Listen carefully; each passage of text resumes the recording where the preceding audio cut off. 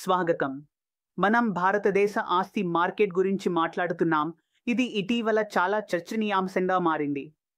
Market విశ్లేషకులు వచ్చే 5 సంవత్సరాల్లో నివాస ప్రీసేల్స్లో 5% కాంపౌండ్ వార్షిక వృద్ధి రేటు ఉంటుందని అంచనా వేస్తున్నారు. ఇది కోవిడ్ ముందు మనం చూసిన దానికి పోలిస్తే చాలా పెద్ద పెరుగుదల. ఇది వెంటనే నా దృష్టిని ఆకర్షించింది. మనకు జరుగుతున్న విషయాలను అర్థం చేసుకోవడానికి నేను దగ్గరగా పరిశీలిస్తున్న ఒక నిపుణుడిని తీసుకొచ్చాను. రియల్ ఎస్టేట్లో ట్రెండ్స్ను ట్రాక్ చేయడం. అయితే ఈ ఆశావాదాన్ని ఏమి ప్రేరేపిస్తోంది? విశ్లేషకులు కొన్ని ముఖ్యమైన అంశాలను సూచిస్తున్నారు. మొదట, ఇన్వెంటరీ ఓవర్హాంగ్ 15 సంవత్సరాల్లో కనిష్ట స్థాయిలో ఉంది. ఇప్పుడు మీరు అది ఏమిటి అని ఆలోచిస్తున్నట్లయితే, ఇన్వెంటరీ ఓవర్హాంగ్ అనేది సరఫరా మరియు డిమాండ్ను కొలిచే ఒక ప్రమాణం. ఇది అమ్మకానికి లభ్యం కాని ఇన్వెంటరీని సగటు నెలవారీ అమ్మకాల రేటుకు సంబంధించి చూసి లెక్కించబడుతుంది. ఇప్పుడు మనం చూస్తున్నట్లుగా తక్కువ ఓవర్హాంగ్ అంటే డిమాండ్ సరఫరాను మించిపోతుంది అని అర్థం. ఇది సహజంగా ధరలపై పైకి ఒత్తిడి పెడుతుంది. ఉదాహరణకు, ముంబై ప్రస్తుతం 2010 నుండి కనిష్టమైన ఇన్వెంటరీ ఓవర్హాంగ్ను కలిగి ఉంది. అది కేవలం 1.2 సంవత్సరాలు. బెంగళూరులోని సంఖ్యలు 2008 నుండి కనిష్టంగా ఉన్నాయి. గుర్గావ్లో కూడా ప్రధాన డెవలపర్లు పనిచేస్తున్న పరిస్థితి కూడా అంతే కఠినంగా ఉంది. సరళంగా చెప్పాలంటే, ప్రస్తుత వేగంలో ముంబైలోని అన్ని అమ్మకానికి లభ్యం కాని యూనిట్లను క్లియర్ చేయడానికి కేవలం 1 సంవత్సరం కంటే ఎక్కువ సమయం పడుతుంది. ఇది సరఫరాలో నిజమైన కొరతను సూచిస్తుంది. ఇప్పుడు అందుబాటులో ఉన్న ధరల గురించి మాట్లాడుకుందాం. ఇది కొంచెం వ్యతిరేకంగా అనిపించవచ్చు, ఎందుకంటే ధరలు పెరుగుతున్నాయి కదా. కానీ అందుబాటులో ఉన్న ధరలు వాస్తవానికి 15 సంవత్సరాల్లో అత్యుత్తమ స్థాయిలో ఉన్నాయి. విశ్లేషకులు దీన్ని ఎలా కొలుస్తారంటే, ఈఎంఐ మరియు కుటుంబ ఆదాయానికి మధ్య నిష్పత్తిని ఉపయోగిస్తారు. ప్రాథమికంగా మోర్గేజ్ చెల్లింపులకు వెళ్లే ఆదాయ శాతం. ప్రధాన నగరాల్లో ఈ నిష్పత్తి 21% నుండి 51% మధ్య ఉంది. ముంబైలో అత్యంత ఖరీదైన మార్కెట్లో కూడా 2010 నుండి అందుబాటులో ఉన్న ధరలు గణనీయంగా మెరుగుపడాయి. ధరలు పెరుగుతున్నప్పటికీ అది అందువల్లే ఆదాయాలు కూడా పెరిగాయి.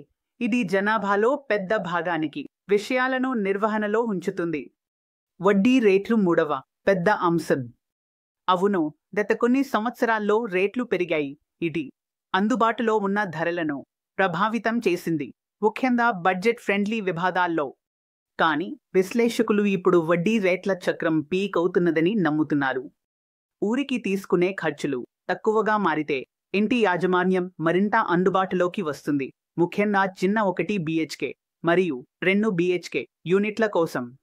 ఈ 3 అంశాలు సరఫరాను పరిమితం చేశాయి, అందుబాటులో ఉన్న ధరలను మెరుగుపరిచాయి మరియు తక్కువ వడ్డీ రేట్లకు అవకాశం కల్పిస్తున్నాయి. ఇది డెవలపర్ల కోసం బలమైన స్థితిని సృష్టిస్తుంది. మరొకటి, మేము డెవలపర్ కాన్సలిడేషన్ను చూస్తున్నాము. రంగం విభజిత మరియు అస్పష్టంగా ఉండటం నుండి మరింత క్రమబద్ధీకరించబడిన మరియు పారదర్శకంగా మారుతోంది. కఠినమైన నియమాలను అమలు చేయడం వంటి సంస్కరణలు బలహీనమైన ఆటగాళ్లను బయటకు నెట్టాయి. ఇదే విరూపిత ట్రాక్ రికార్డులు ఉన్న పెద్ద, ఆర్థికంగా బలమైన డెవలపర్లకు అనుకూలంగా ఉంది. ఇది కొనుగోలుదారుల కోసం మంచి వార్త. మార్కెట్ కూడా తాత్కాలిక పెట్టుబడిదారుల నుండి చివరి వినియోగదారుల డిమాండ్ వైపు మారుతోంది. ఇది దీర్ఘకాలిక స్థిరత్వానికి పెద్ద సానుకూలం.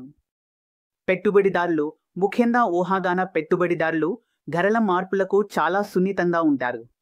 ధరలు తగ్గినప్పుడు అవి సాధారణంగా త్వరగా అమ్ముడవుతాయి. ఇది క్షీణతను మరింత చెడ్డది చేస్తుంది.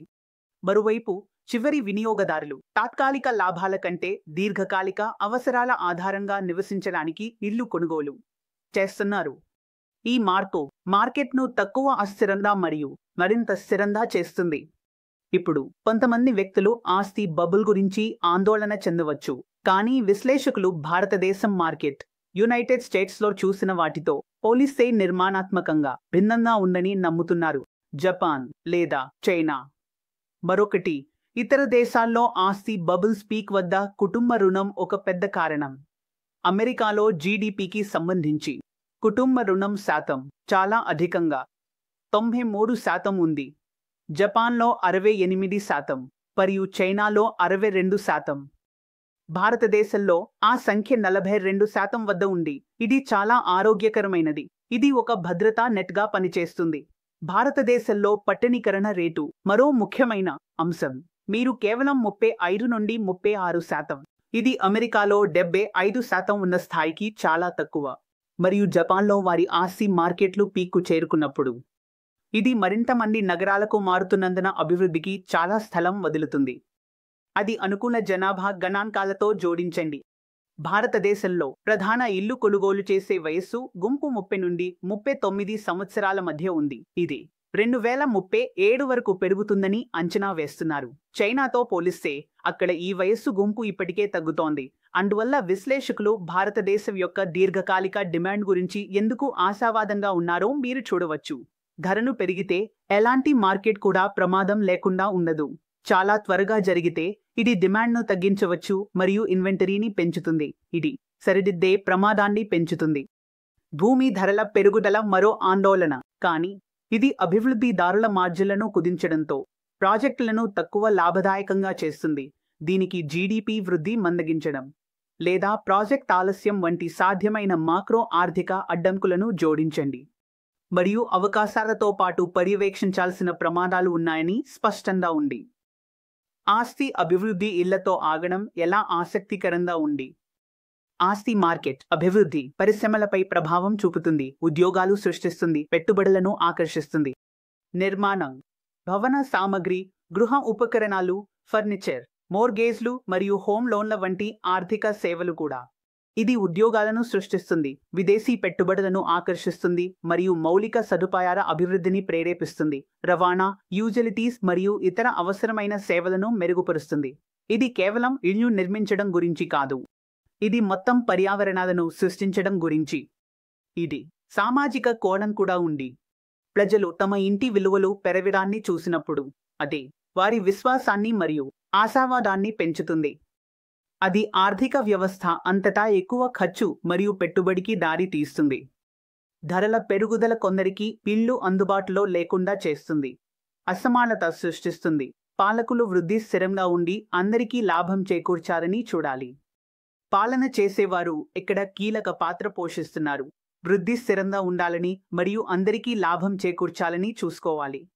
భారతదేశ ఆస్తి మార్కెట్ సంక్లిష్టమైనది కానీ అవకాశాలతో నిండి ఉంది. విశ్లేషకులు వృద్ధికి బలమైన కారణాలను చూస్తున్నారు.